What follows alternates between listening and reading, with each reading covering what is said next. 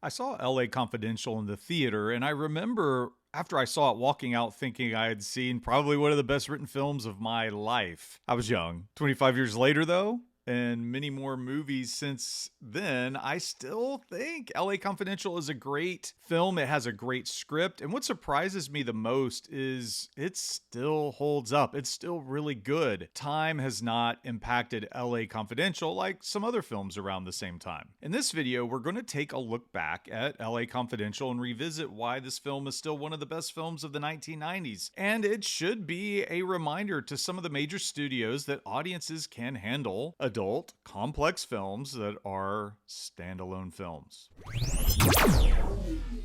James Ellroy wrote the novel LA Confidential in 1990, which was critically well received and is the source material for the script written by Curtis Hanson and writer Brian Helgeland. The premise of the film follows three talented but complex and compromised police officers who all seek redemption to do the right thing as they investigate a series of mysterious murders that seem to be related to organized crime. LA Confidential is good. Like, really good. It ended up winning Best Supporting Actress and Best Adapted Screenplay Oscars at the Academy Awards. And that was the year that Titanic was basically winning everything. In retrospect, I think it probably should have won in a few other categories, but aside from awards, LA Confidential is a masterclass in story, mood, and acting. LA Confidential is a neo-noir crime film that is, in my opinion, powered by the script that is wonderfully complex, but it's never so complex that you can't follow it, which is, in my opinion, one of the great marks of an excellent story. The script is empowered by the acting ability of Kevin Spacey, Guy Pearce, and especially, in my opinion, Russell Crowe, as they carry the story forward scene by scene. Spacey plays Jack Vincennes, a narcotics detective who is also the technical advisor on a Dragnet-like TV show called Badge of Honor. Jack makes a little extra money on the side by getting and giving tips to the publisher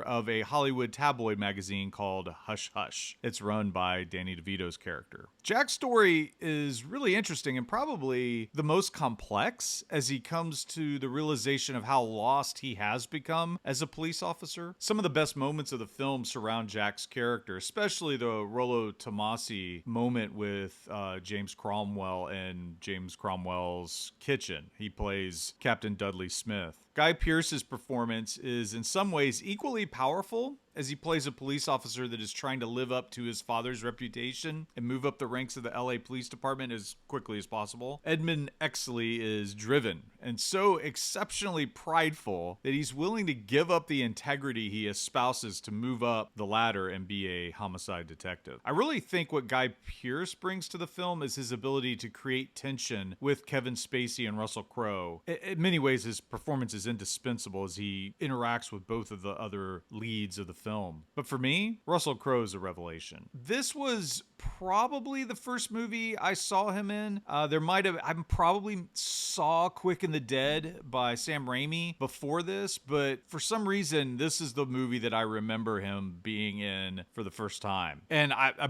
went out and tried to find other films that he had been in after I saw LA Confidential, and I soon tracked down Romper Stomper because I was just so impressed with him and I wanted to see more of Crowe as a performer. In many ways, Crowe's performance as Detective Bud White foreshadows the work he will do moving forward.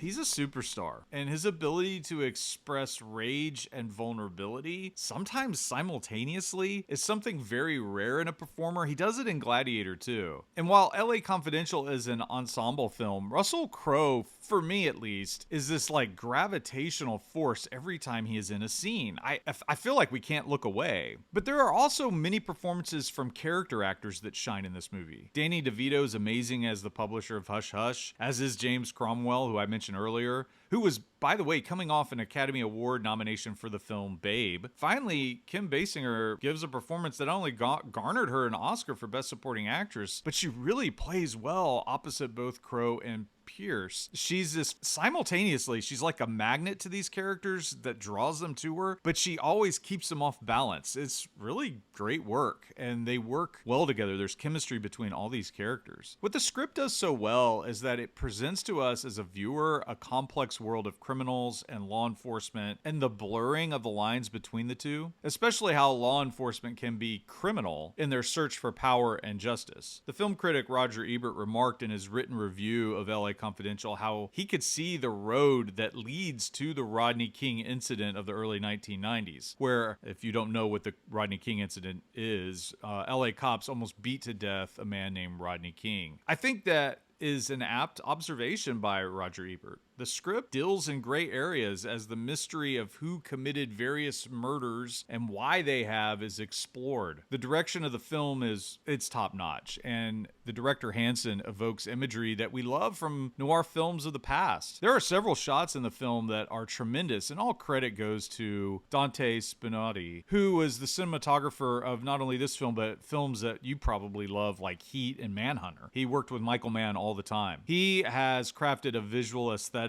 that I adore, and many of the images of the film remain with me. It is top tier work from a cinematographer that fans should be aware of his work. There are also many great things about the film, and what still surprises me is how effective the final confrontation of the film is. It is a great action set piece that really evokes fear, desperation, and ultimately it serves the story in an effective way. If you haven't seen LA Confidential, do yourself a favor and go watch it. It's worth your time. I can't think of a better neo-noir film from the 1990s. You'll be rewarded with a movie that not only entertains, but provides a mystery that has some genuine surprises. Thanks for watching, and as always, living in the past with me.